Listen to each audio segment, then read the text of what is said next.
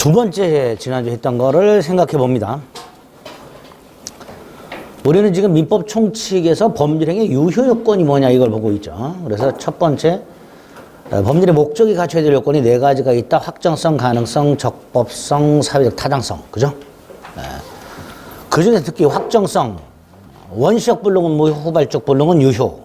가능성, 원시적 불능은 무효, 후발적 불능은 유효.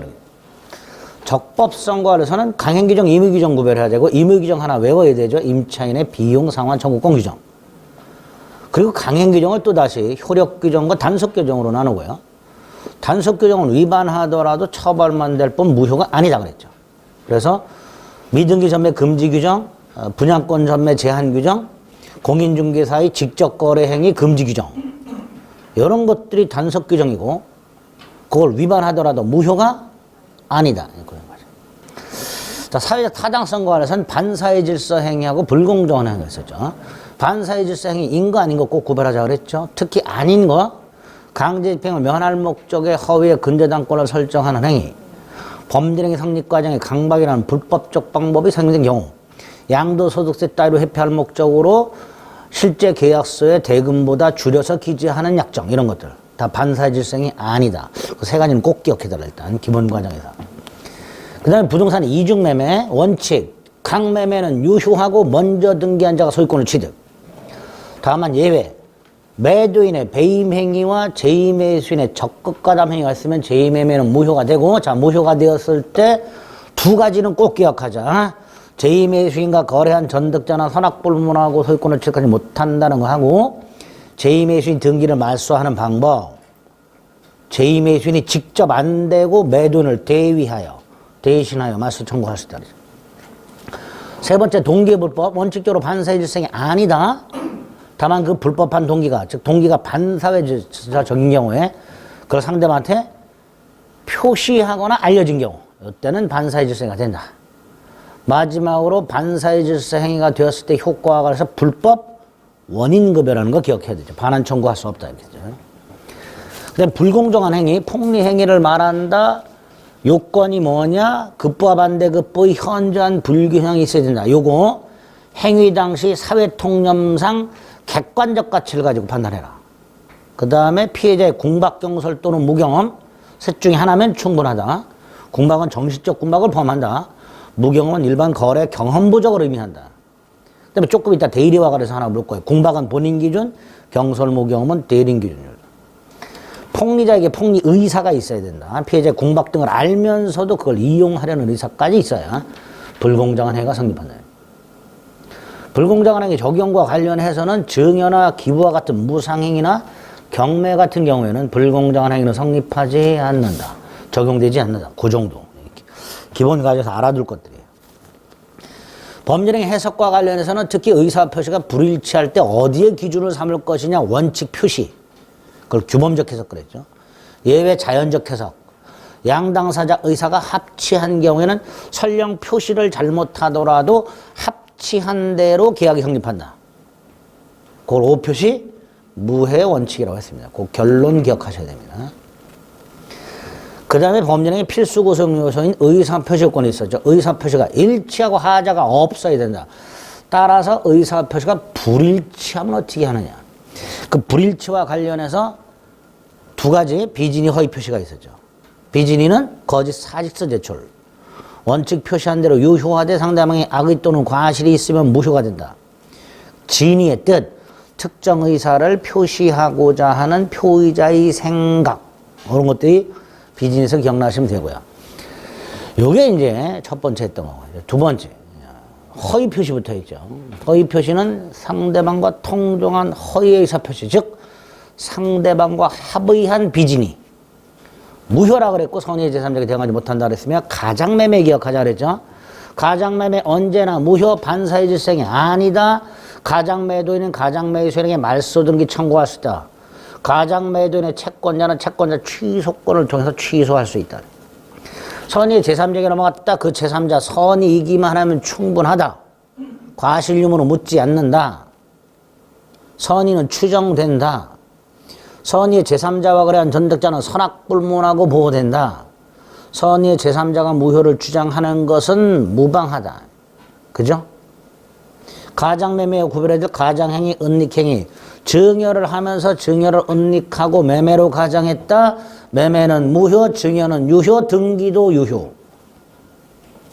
제3자는 선악불문하고 소유권 취득한다.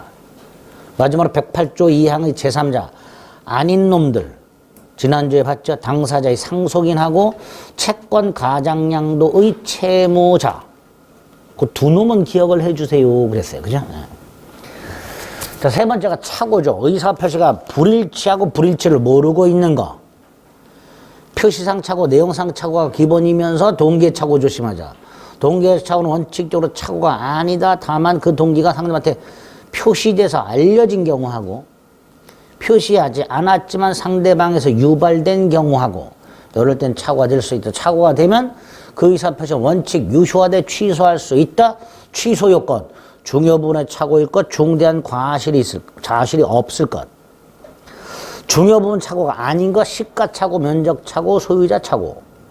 중대한 과실이 있어서 취소 못하는 거. 공장 짓고자 땅 사는 자가 확인하지 않은 경우. 개인적으로 임야를 거래하면서 임야도를 제대로 확인하지 않은 경우.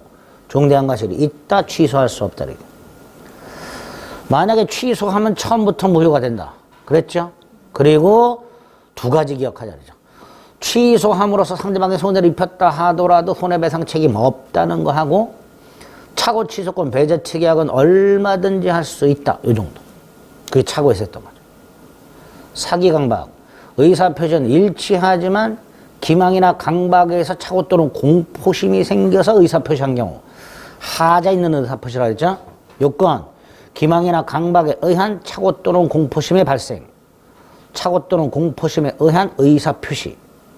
인과관계와 이단의 고의. 그 다음에 중요한 게 위법성이죠. 자, 여기서 기망의 위법성과 관해서는 첫째, 시가를 속인 거 위법하지 않다. 단순 허위 과장광고, 상가분양시 수입 보장광고 위법하지 않다. 반면에 공동묘지 조성 사실을 알리지 않고 아파트를 분양한 거 위법하죠? 대형 백화점 변칙 세일 위법하다.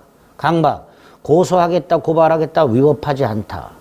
그러나 부정한 이익 취득 목적이나 수단이 부적당하면 위법하다. 또 하나, 강박의 정도가 극심하다. 의사결정의 자가 박탈된다. 그러면 무효가 된다. 그죠? 사기 강박에 의한 의사표시 성립했다. 유효하다. 취소할 수 있다. 취소와 관련해서 110조 1항과 2항. 1항. 사기 강박에 의한 의사표시는 취소할 수 있다. 2항 상대방이 있는 의사표시에서 상대방이 아닌 제3자가 사기라 강박을 했을 때는 상대방이 알았거나 즉 악의 알 수 있었을 때 과실이 있을 때 취소할 수 있다. 따라서 상대방이 선의 무과실이라면 취소를 못한다. 그런데 상대방의 대리인의 사기 강박이 있었어요. 이때 상대방의 대리인은 상대방과 똑같은 놈 동일시할 수 있는 자. 따라서 이 경우에는 상대방 본인의 선의 무과실이라 하더라도 취소할 수 있다.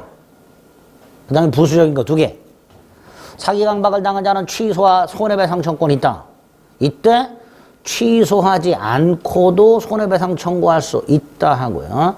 착오와는 달리 사기 강박에 의한 취소권을 배제하는 약정은 무효. 그리고 의사표시록 발생 관련된 111조 1항과 2항. 1항, 상대방이 있는 의사표시는 도달함으로써 효력이 생긴다. 2항, 발신 후 사정 변경이라고 의사표시를 발송한 후 사망하거나 제한 능력자가 되었다 하더라도 그 의사표시에는 아무런 영향을 미치지 않는다. 여기까지가 일반적 유효권이죠. 특별 유효권, 타인을 통해서 계약을 하는 대리 형태. 첫째, 대리와 관해서 기초 부분에선 사자와 구별하자. 의사를 누가 결정하는가? 대리는 대리인의 의사를 결정하고 사자는 본인이 결정한다. 따라서 대리는 의사 능력이 필요하지만 사자는 의사 능력이 필요가 없다 그랬죠. 그리고 대리의 삼면관계라고 해서 타인을 통한 계약이 유효하려면 두 가지 특별 요건이 필요하다. 대리는 대리권이 있을 것. 두 번째, 대리는 대리 행위를 할 것. 그중에 대리권 6개가 있었죠. 목차가 의, 발생원인, 범위, 제한, 남용, 소멸, 사용. 그 중에 발생 원인과 관련해서 임의 대리권 발생 원인 수권행위. 단독행위다, 분류식행위다, 계약인 원인관계와 구별하자. 범위, 그 중에 임의대리권의 범위, 능동대리권의 범위 속에 수령대리권이 포함된다. 계약체결대리권 속에 계약체결 및 대금 수령권한까지 포함된다. 연기권한은 없다. 반면에 계약체결 및 이행에 관한 포괄적 대리권 속에는 연기권한까지 있다. 118조 대리권의 범위가 불분명하다. 관리행위만 할 수 있고 처분행위는 못한다. 두 번째, 관리행위 중에서 보존행위는 무제한 할 수 있고 이용계량행위는 일정한 범위 내에서만 할 수 있다. 여기서 할 수 없는 이용계량행위 하나 꼭 기억해달라. 본인의 예금을 찾아가지고 주식에 투자하거나 사채로 빌려주는 행위 할 수 없다. 이랬죠. 그죠? 제한 124조 자기약 쌍방들의 원칙적 금지, 예외적으로 허용되는 경우, 본인이 허락한 경우, 돈 갚는 것 채무이행, 그래서 차주가 사채 알선업자에게 한 변제는 유효하다. 이게 아니라면 무효다. 무권대리로 무효가 된다. 119조 대리인이 2명 이상 있다. 원칙이 각자들이 예외 공동대리 위반하면 무권대리로 무효가 된다. 다섯 번째, 대리권의 남용. 대리인이 돈을 받아서 횡령했다. 배임적 대리행위. 원칙적으로 본인에게 유효하다. 그러나 상대방이 대리인의 배임적 의도를 알았거나 알 수 있었을 때는 107조 1항 단서를 유추하여 본인에게 무효가 된다. 이런 걸 대리권 남용이라 한다. 마지막으로 대리권 소멸사유 조문 2개 암기하자. 127조 임의대리 법정대리 공통된 소멸사유 본사 대사성파. 128조 임의대리의 특이한 소멸사유 원인관계 종료 수권행위 철회. 그죠? 여기 대리권. 그 다음에 이제 대리 행위를 했지요. 어떻게 하라 그랬죠? 본인을 위한 것임을 표시하라. 그죠? 본인의 이름으로 하라. 위임장 제시 등 같은 것들이 현명이 될 수 있다. 만약에 현명하지 않으면 대리인 자기 행위로 본다. 그죠? 대리 행위 방식. 여기까지 했어요. 근데 저 115조 예외가 있었죠. 대리인 본인을 위한 것을 표시하지 않았음에도 불구하고 상대방이 대리행위라는 걸 알았거나 알 수 있었을 경우는 다시 대리행위가 된다. 그죠? 여기까지 했습니다.